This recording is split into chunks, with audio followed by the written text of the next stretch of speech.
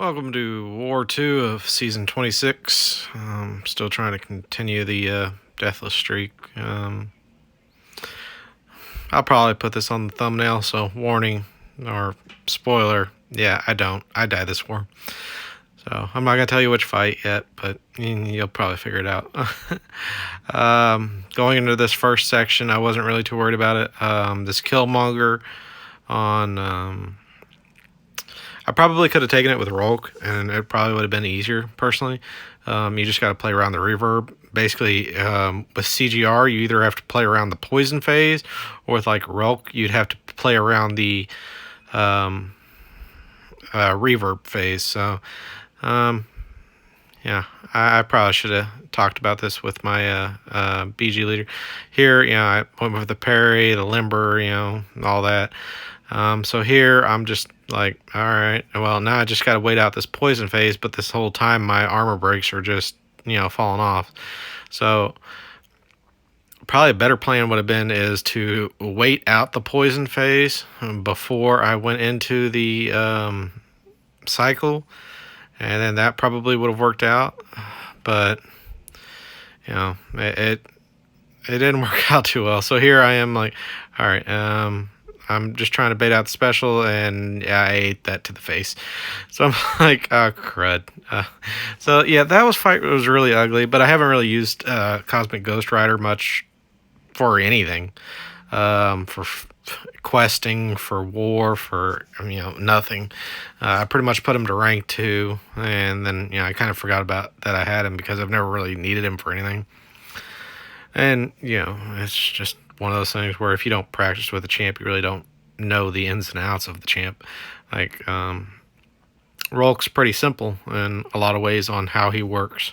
You get the regen from the SB2, but if you're running suicides, it's not too important. You can, if you're not running suicides, you can throw the SB1s to build up your heat charges.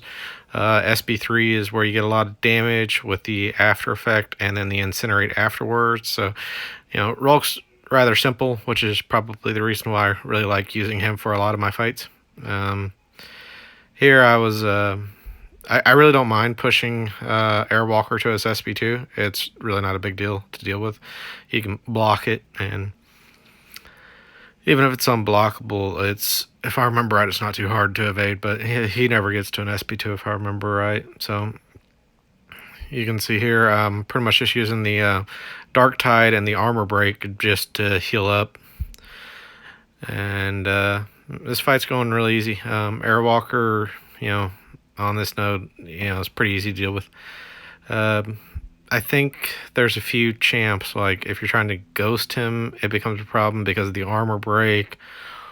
And, so anyway, it was... With rulk, it's pretty easy, and like I said, I think you can rulk Killmonger if you just play around the reverb timer. It's not a big deal, but whatever. Going to this next fight. This was a shared fight, and it was between me and Chelizé to take this fight. I was boosted up and trying to run through this right now, and Chelizé's either European or Asian, I forget which, but he's on a different time zone, so he wasn't going to be available. So I was just like, I'll just take this fight. It's not a big deal. It's a Silver Surfer. The only place that Silver Surfer I've ever ran into that's actually a problem is on node 18, where because of his incinerate immunity, and he actually can become quite a bit of a problem, especially if you don't remember with like right now he has 3 buffs on him, the 2 power gains and then the power cosmic, that will make him unblockable. So yeah, there I ate a heavy just because I wasn't expecting it, and yeah, whatever. I was building up my heat charges. Yeah, let's go with that. But yeah, I believe it's any 3 buffs, or maybe it's 3 unique buffs, because I think he had it, but it's whatever. But yeah, so if you're a fight Surfer, just be aware of the 3 buff thing. It's either 3 unique buffs or 3 buffs total. Read that if you ever get into it. I can evade as special too, so it's not a big deal. I'm going into this fight. This is a bit of a long fight, but It's not a big deal. I'm using thing here, so this takes away pretty much the only difficulty of this node, which is the EMP modification. And I was originally trying to avoid triggering dexterity, not because of the EMP modification stuff, but because of the burden of might, which would power drain you. So you can see there from the unblockability buff that I got, the node power drained me. So I was trying to do that, and then at this point I realized, oh yeah, I'm running suicides and I'm getting recoil. So I was trying to think on how I want to maximize my damage without messing things up too much. And so I made this fight a lot tougher than it really needed to be, but it's kind of a whatever. Here's where I'm pretty much like, yeah, I don't care anymore. I'm just trying to bait out the special, so just throw the special and then let's get on to it. Because I can evade his SP2. I've kind of gotten used to it from dealing with the white mags and AQ. Because if you don't evade that, then yeah, you're pretty much dead, because it does a lot of damage. But it's still one of those things where it's never super comfortable, because there's not like an obvious indicator on when you should dex. You just kind of see the tunneling in the ground, and then you kind of just like dex it off of instinct. So it's whatever. Going into this next fight, this is a Guillotine 99 on the Chitinous Thorns node. It's a super easy fight. Pretty much just parry heavy, and make sure that you're not gonna hit into her whenever she's going to go into her invisible stuff. So I was rereading the nodes, making sure there wasn't anything else I was missing. And I was originally going to go use Cosmic Ghost Rider for this fight, but I had more health on my thing than I did on my Cosmic Ghost Rider, so it's like, well, that's kind of an easy choice. And then another reason was baiting out her special one. Then with Cosmic Ghost Rider, I'd have the whole issue of never really being able to rotate specials, or really making things work out too well. So I was just like, yeah, I'm just going to use thing. My BG leader, Sigh, was like, yeah, that sounds fine.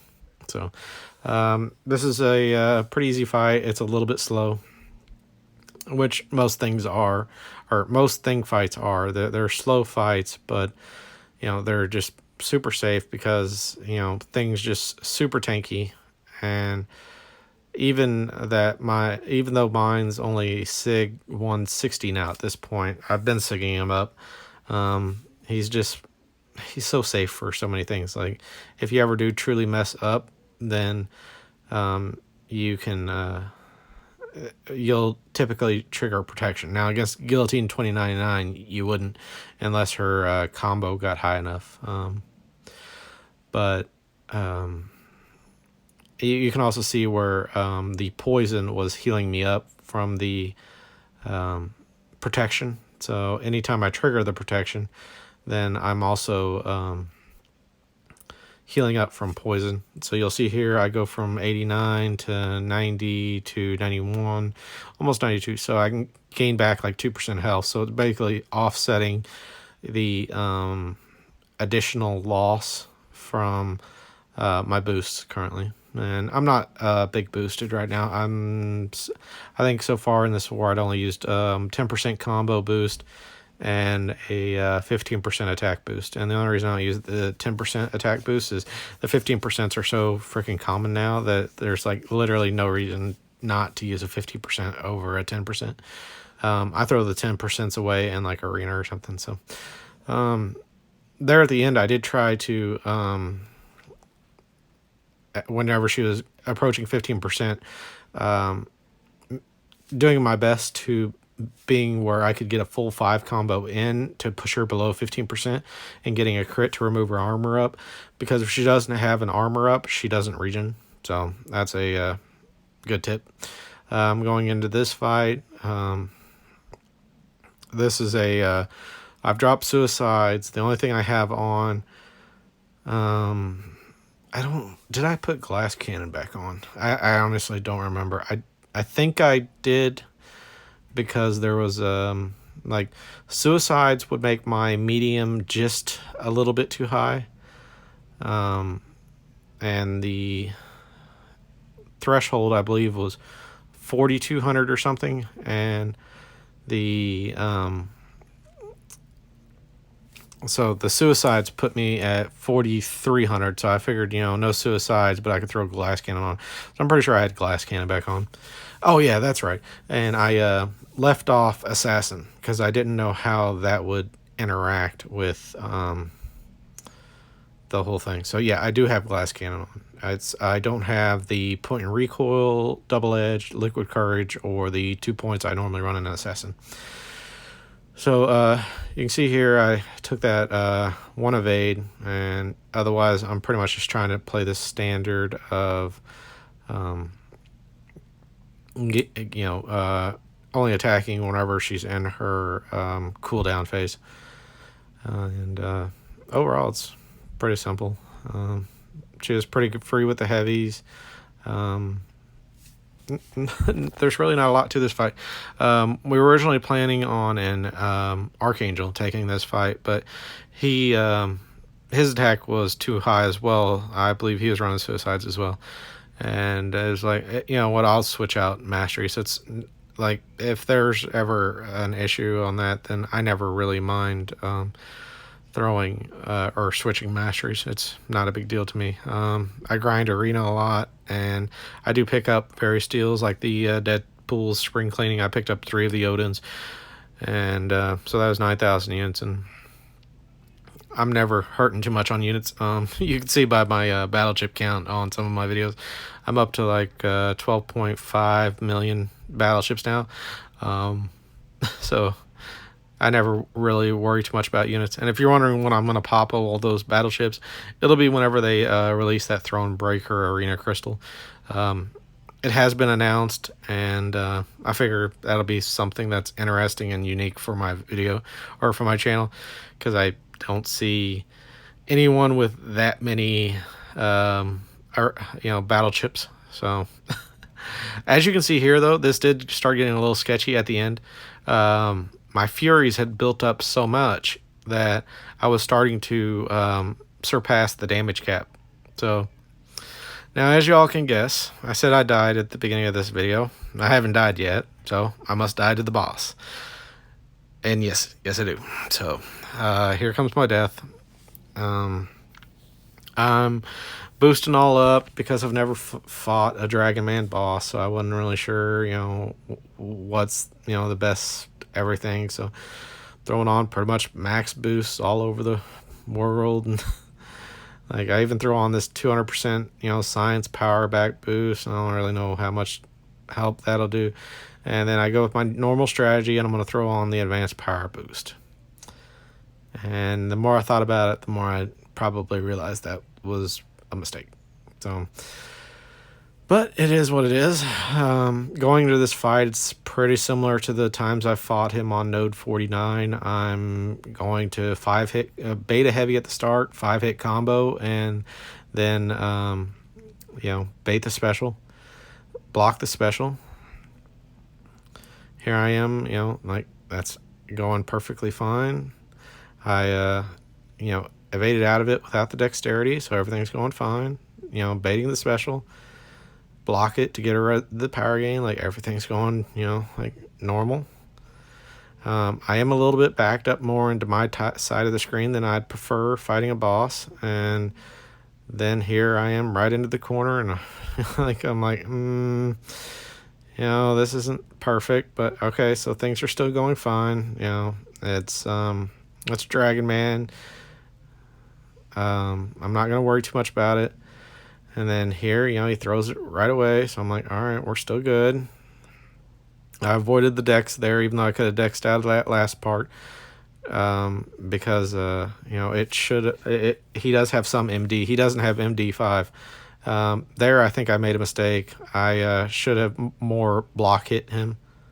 And then this is where I made my big mistake. I got hit twice, and it kind of just threw me off. And I throw the special. I saw he was going to a special 3, and I know better than to do this because after he throws a special 3, I'm pretty much screwed. So, like, there's really no coming out of this one. Unfortunately, he's gonna be unblockable and unstoppable, and so I tried to evade, and there I did slightly get it, and then there he is there, and I'm like, okay, if I could have survived just like one more hit, I might have been able to get out of that. But throwing the special 3 before he threw his special 3, yeah, that was the mistake, and it is what it is. That fight can get sketchy, but on like the hazard shift, it's a lot less health, and there's also not the resistances from the energy and physical resistance. So those reduce the damage a lot, but yeah, it's my own fault. I know better than to throw the special 3. You save that until after they throw their special 3. But honestly, if I wouldn't have thrown on the 33% special damage reduction thing, I would have died from the special 3. I'm pretty sure. I'd have to do the math, but yeah, it is what it is. If I get this fight again, I'll solo it. And like I've seen it now. It's the first time I've ever seen dragonman on the boss node. Normally he's on 49 or some other node, and I have no issues. And like, one problem with him is he covers so much ground with that special 1 and his special 2, and this is what I should have been doing is hitting into his block more to open up the spacing, and I just didn't. I'm kind of sad that I lost my deathless streak, but oh well. Time to build a new one. So I don't have the stats yet for this war, so I just threw in this. So as 7-fight war, most fights I've had in this BG for a while. So, but time to start over. New deathless streak starts next war. Y'all have a good one.